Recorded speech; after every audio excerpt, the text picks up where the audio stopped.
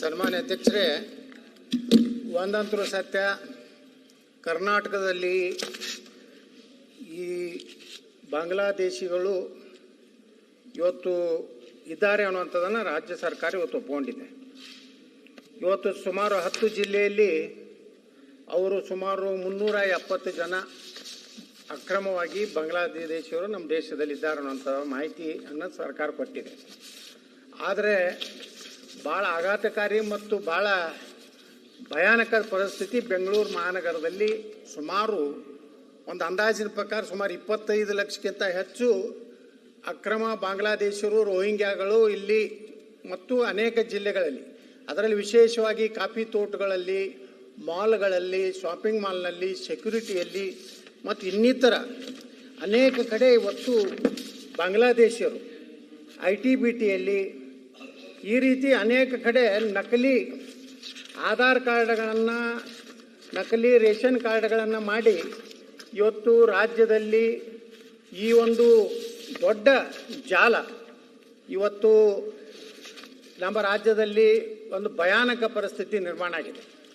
ಇದೇ ರೀತಿ ನಾವು ಸರ್ಕಾರ ಭಾಳ ಕಡಿಮೆ ಸಂಖ್ಯೆಯಲ್ಲಿ ಇವತ್ತು ಕಂಡಿರುತ್ತೆ. ಅಂದರೆ ಕರ್ನಾಟಕದ ಇಂಟೆಲಿಜೆನ್ಸ್ ಏನಿದೆ, ಪೊಲೀಸ್ ಇಂಟೆಲಿಜೆನ್ಸ್ ಸಂಪೂರ್ಣ ಫೇಲ್ಯೂರ್ ಆಗಿದೆ.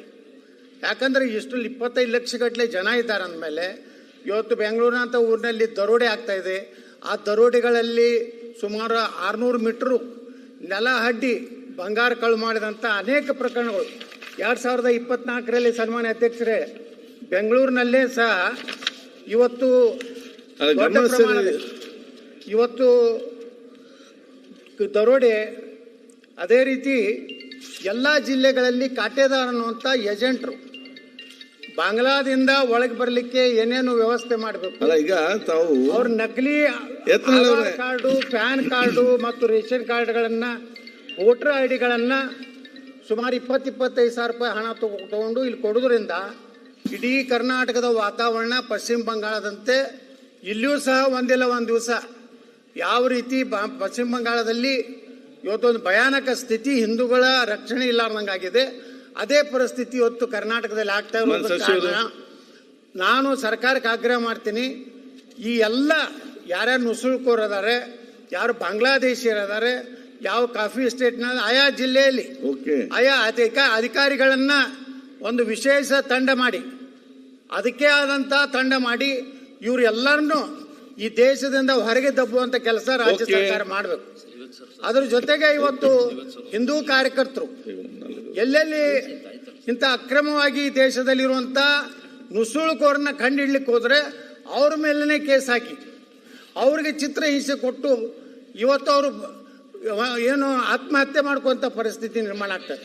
ಅದಕ್ಕೆ ಸರ್ಕಾರಕ್ಕೆ ನಾನು ಆಗ್ರಹ ಮಾಡ್ತೀನಿ, ನೀವು ಇಡೀ ರಾಜ್ಯದಲ್ಲಿ ಸರ್ವೆ ಮಾಡಿ ಈ ಅಕ್ರಮ ಬಾಂಗ್ಲಾದೇಶಿಯರು ಯಾವ ರೀತಿ ಆ ಬಾಂಗ್ಲಾದಲ್ಲಿ ಇವತ್ತು ಹಿಂದೂಗಳನ್ನು ಸಜೀವವಾಗಿ ದಹನ ಮಾಡುವಂಥ ಕೆಟ್ಟ ಪರಿಸ್ಥಿತಿ ನಾವು ನೋಡ್ತಾ ಇದ್ದೀವಿ. ಆ ಪರಿಸ್ಥಿತಿ ನಮ್ಮ ರಾಜ್ಯಕ್ಕೆ ಬರಬಾರ್ದು, ನಮ್ಮ ದೇಶಕ್ಕೆ ಬರಬಾರ್ದು. ಅಂದರೆ ರಾಜ್ಯ ಸರ್ಕಾರ ಕೇವಲ ತನ್ನ ವೋಟ್ ಬ್ಯಾಂಕ್ ಸಲುವಾಗಿ ಅವರನ್ನ ಇಲ್ಲಿ ಸಕ್ರಮ ಮಾಡುವಂಥದ್ದನ್ನ ತಡೆ ಹಿಡಿದಿದ್ರೆ ಒಂದಿಲ್ಲ ಒಂದು ದಿವಸ ಈ ರಾಜ್ಯ ಸಹ ಕರ್ನಾಟಕ ಸಹ ಒಂದು ಪಶ್ಚಿಮ ಬಂಗಾಳ ಆಗ್ತದೆ ಅನ್ನೋ ಎಚ್ಚರಿಕೆ.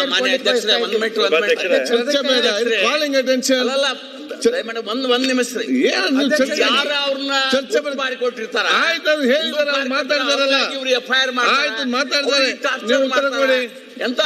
ಬಾಂಗ್ಲಾದೇಶ ಚರ್ಚೆ ಮಾಡಿದ್ರಲ್ಲಿ ಅವ್ರು ಉತ್ತರ ಮಾತಾಡ್ತಾರೆ, ಮಾತಾಡಿ ಸಚ್ ಉತ್ತರ ಕೊಡಿ.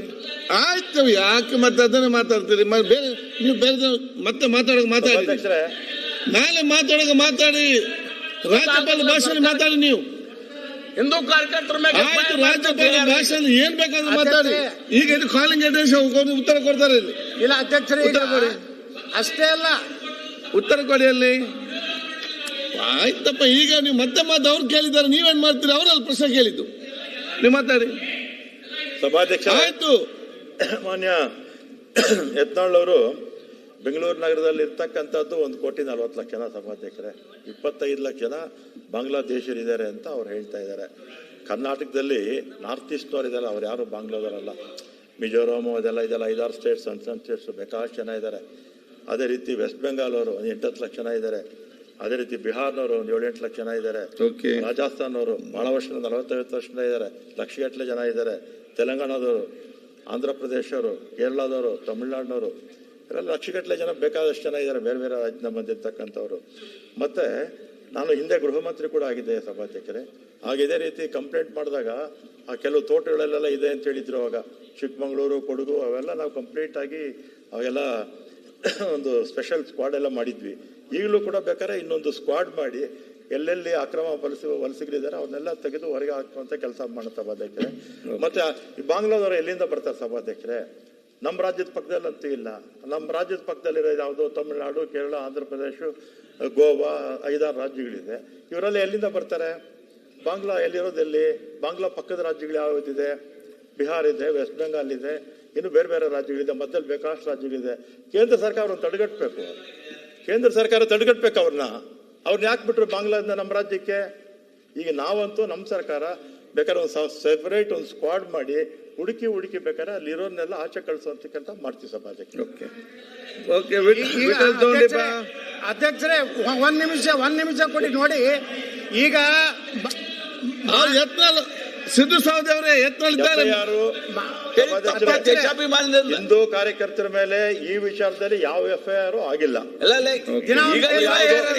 ಬೇರೆ ಯಾವುದೋ ಸುಸೈಡ್ ಸಚಿವರೇನು ಈಗ ಒಂದು ಸ್ಪೆಷಲ್ ಟಾಸ್ಕ್ ಫೋರ್ಸ್ ಮಾಡ್ತೀವಿ. ಅವ್ರನ್ನ ಸಿದ್ದು ಸವದಿ ಮಾತ್ರ ನೀವ್ ಯಾಕೆ ಒಂದೇ ಮಿನಿಟ್ ಕಟಕ್ ದೋಣಿ ಬಾ. ಮಾನ್ಯ ಅಧ್ಯಕ್ಷರೇ, ನಾವು ಒಂದೇ ಮಿನಿಟ್ ನಾನು ಮುಗಿಸ್ತೀನಿ. ಮಾನ್ಯ ಸಚಿವರು ಈಗಾಗಲೇ ಭರವಸೆ ಸದನ ಕೊಟ್ಟಿದ್ದಾರೆ. ಅದಕ್ಕಾಗಿನೇ ಒಂದು ಸ್ಪೆಷಲ್ ಸ್ಕ್ವಾಡ್ ಮಾಡಿ ನಾವು ಎಲ್ಲೆಲ್ಲಿ ಅದಾರೆ ಅವ್ರನ್ನ ಶೋಧನೆ ಮಾಡಿ ಅವ್ರನ್ನ ಒದ್ದು ಹೊರಗೆ ಹಾಕುವಂಥ ಕೆಲಸ ಮಾಡ್ತೀನಿ ಅಂತಾರೆ. ಅದನ್ನ ನಾನು ಸ್ವಾಗತ ಮಾಡ್ತೀನಿ. ಅದ್ರ ಜೊತೆಗೆ ಇವತ್ತೇನು ಇವನ್ನೆಲ್ಲ ಕರೆದುಕೊಂಡು ಬರುವಂಥ ದಲಾಲಿಗಳೇನಿದ್ದಾರೆ, ಅವರು ಶಿವಮೊಗ್ಗದಲ್ಲಿದ್ದಾರೆ, ಹಾಸನದಲ್ಲಿದ್ದಾರೆ, ಕೊಡಗಿನಲ್ಲಿದ್ದಾರೆ, ಚಿಕ್ಕಮಗಳೂರಿನಲ್ಲಿದ್ದಾರೆ, ಸುಮಾರು 10 ಜಿಲ್ಲೆಗಳಲ್ಲಿ ಇವ್ರು ಏನಿದ್ದಾರೆ. ಇವರು ವಾಟ್ಸಪ್ ಮೂಲಕ ಪಶ್ಚಿಮ ಬಂಗಾಳ ಮಾತಾಡೋದಿಲ್ಲ. ಆದರೆ ಮಾನ್ಯ ಸಚಿವರು ಹೇಳಿದ್ರು ನಮ್ಮ ದೇಶದ ಗಡಿಯಿಂದ ಬರ್ತಾ ಇದ್ದಾರೆ. ನಾನು ಯಾವ ಸರ್ಕಾರ, ಕೇಂದ್ರ ಸರ್ಕಾರ, ರಾಜ್ಯ ಸರ್ಕಾರ, ನಾನು ಡಿಫ್ರೆನ್ಸಿಯೇಷನ್ ಮಾಡೋದಿಲ್ಲ. ಯಾರು ಮಾಡಿದ್ರು ತಪ್ಪೇ. ನಾನು ಮೊದಲು ನನ್ನ ದೇಶ ಸುರಕ್ಷಿತವಾಗಿರ್ಬೇಕಾದ್ರೆ ಈ ದೇಶದ್ರೋಹಿ ಇವರು ಮಾನ್ಯ ಸಚಿವರು ಹೇಳಿದ್ರು ಬಿಹಾರ, ಕೇರಳ, ತಮಿಳು ಅವರೆಂದು ದೇಶದ್ರೋಹಿಗಳಲ್ಲ. ನಮ್ಮ ದೇಶದಲ್ಲಿ ಯಾವುದೇ ಮೂಲ್ಯ ಬಂದರೂ ದುಡಿಲಿಕ್ಕೆ ಬರ್ತಾರೆ. ಆದರೆ ಇವರು ಬರುವಂಥದ್ದು ಅಧ್ಯಕ್ಷರೇ ಇವೆಲ್ಲ ಭೂಗತ ಏನು ನಮ್ಮ ಭಯೋತ್ಪಾದಕರದಾರ ಅವರ ನಂಟಿನಲ್ಲಿ ಬರೋದ್ರಿಂದ ಇದು ಅಪಾಯ ಇದೆ. ಅದಕ್ಕೆ ಮಾನ್ಯ ಸಚಿವರು ಈಗಾಗಲೇ ಹೇಳಿದ್ದಾರೆ. ನಾವು ವಿನಂತಿ ಮಾಡ್ಕೊತೀನಿ, ಅಂತ ಎಷ್ಟು ಜನ ಅದಾರೆ ಅದಕ್ಕೊಂದು ಸ್ಪೆಷಲ್ ಒಂದು ಪೊಲೀಸ್ ಫೋರ್ಸ್ ಮಾಡಿ ಈ ದೇಶದಿಂದ ಒದ್ದು ಹಾಕುವಂತ ಕೆಲಸ ಅವ್ರು ಮಾಡ್ಬೇಕಂತ ವಿನಂತಿ ಮಾಡ್ಕೊತೀವಿ. Police department to take a drive to